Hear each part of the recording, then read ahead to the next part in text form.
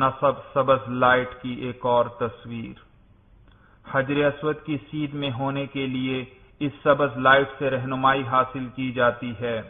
حجر اسود کی سیدھ میں آپ اس وقت ہوں گے جب آپ حجر اسود اور اس سبز لائٹ کے درمیان میں پہنچیں، اس طور پر کہ حجر اسود کی جانب رخ کرنے سے سبز لائٹ کی طرف آپ کی پشت ہو جائے۔ اس تصویر میں سبز لائٹ کو دیکھا جا سکتا ہے۔ نیلے رنگ کی لکیر کے ذریعے حجر اسود کی سیدھ کی وضاحت کی گئی ہے۔ اس بات کا خصوصی خیال رکھیں کہ حجر اسود کے استلام یا اشارہ کے علاوہ دوران طواف خانہ کعبہ کی طرف نہ سینہ کرنا جائز ہے اور نہ پشت، بلکہ پورے طواف کے دوران بایاں کندھا بیت اللہ کی جانب رہنا چاہیے۔ حج تمتع کرنے والے حضرات طواف شروع کرنے پر تلبیہ پڑھنا ختم کر دیں گے۔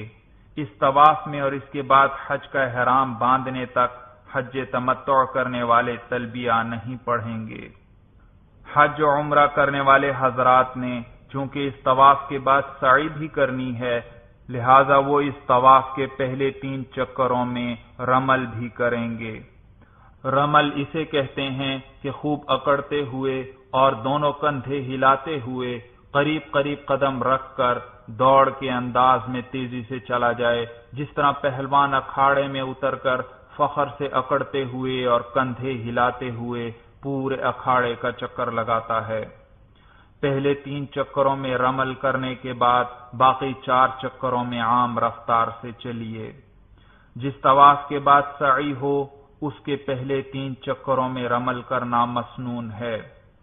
اگر پہلے 3 چکروں میں آپ رمل کرنا بھول جائیں تو بعد کے 4 چکروں میں رمل نہ کیجیے، کیونکہ جس طرح پہلے 3 چکروں میں رمل کرنا مسنون ہے، اسی طرح آخری 4 چکروں میں رمل نہ کرنا مسنون ہے۔ جس طرح استباع یعنی دایاں کندھا کھلا رکھنے کا حکم صرف مردوں کے لیے تھا، اسی طرح رمل کرنے کا حکم بھی صرف مردوں کے لیے ہے۔ عورتیں طواف کے تمام چکروں میں عام رفتار سے چلیں۔ یاد رکھیے طواف میں کانوں تک ہاتھ صرف شروع میں اٹھائے جاتے ہیں۔ بعض لوگ ہر چکر کے اختتام پر جب حجر اسود کے سامنے پہنچتے ہیں تو تکبیر تحریمہ کی طرح کانوں تک ہاتھ اٹھاتے ہیں، یہ درست نہیں۔ ہر چکر کے اختتام پر صرف سینے کے لگ بھگ ہاتھ اٹھا کر بسم اللہ اللہ اکبر وللہ الحمد کہہ کر انہیں چوم لیا جائے۔ طواف کے دوران کوئی مخصوص دعا پڑھنا ضروری نہیں۔ دوران طواف ذکر و اذکار اور استغفار کرتے رہیے، درود شریف کثرت سے پڑھیے اور اپنی حاجات کے لیے دعائیں مانگتے رہیے۔ اگر طواف کے دوران بالکل خاموش رہیں تو بھی کوئی حرج نہیں۔ معلمین جو اجتماعی طور پر دعا پڑھواتے ہیں اور حاجی حضرات ان کے پیچھے غلط سلط پڑھتے رہتے ہیں یا دعاؤں کے کتابچے ہاتھ میں لیے جیسے تیسے پڑھتے رہتے ہیں، یہ طریقہ درست نہیں۔ بیت اللہ کے دروازے کے ساتھ کونے پر نصب حجر اسود کا ایک قریبی منظر۔ حجر اسود کے گرد چاندی کا بہت بڑا چمکدار حلقہ لگا ہوا ہے۔ حجر اسود کے سامنے سے لی گئی ایک تصویر۔ اس تصویر میں یہ دکھلایا گیا ہے کہ چاندی کے حلقے کے وسط میں حجر اسود 8 چھوٹے ٹکڑوں کی شکل میں لگا ہوا ہے۔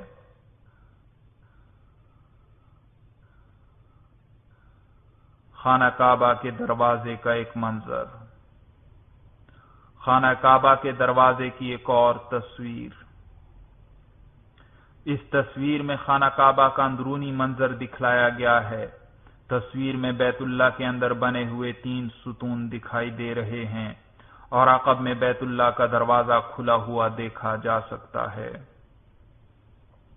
بیت اللہ کی ایک اور تصویر جس میں بیت اللہ کا دروازہ دکھائی دے رہا ہے، دروازے کے قریب ہی کونے پر حجر اسود کو دیکھا جا سکتا ہے۔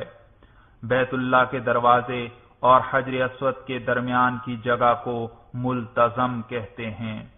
ملتزم ان مقامات میں سے ہے جہاں مانگی جانے والی دعائیں اللہ تعالی قبول فرماتے ہیں۔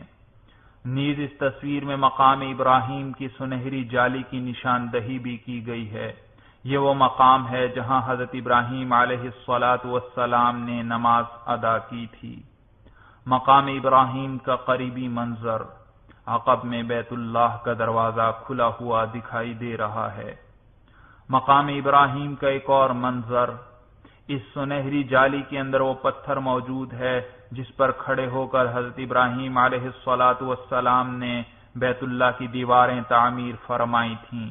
پتھر پر حضرت ابراہیم علیہ السلام کے قدموں کے نشانات آج بھی موجود ہیں، جنہیں اس جالی میں سے بآسانی دیکھا جا سکتا ہے۔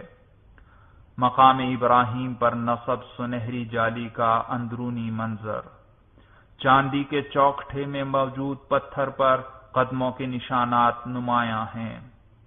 چاندی کے چوکٹھے میں موجود حضرت ابراہیم علیہ السلام کے قدموں کے نشانات والے پتھر کی ایک پرانی تصویر۔ ایک اور تصویر جس میں چاندی کے چوکٹھے میں بند پتھر پر حضرت ابراہیم علیہ السلام کے قدموں کے نشانات نمایاں ہیں۔ ارد گرد چاندی ہے اور درمیان میں گہرائی میں سرخی مائل پتھر دکھائی دے رہا ہے جس میں دراڑیں پڑی ہوئی ہیں۔ بیت اللہ کی ایک اور تصویر جس میں مقام ابراہیم کی سنہری جالی بھی نظر آ رہی ہے۔ تصویر میں بیت اللہ کے ساتھ ہی نصف دائرے کی شکل کی ایک دیوار کو واضح طور پر دیکھا جا سکتا ہے۔ بیت اللہ کا یہ حصہ حطیم کہلاتا ہے۔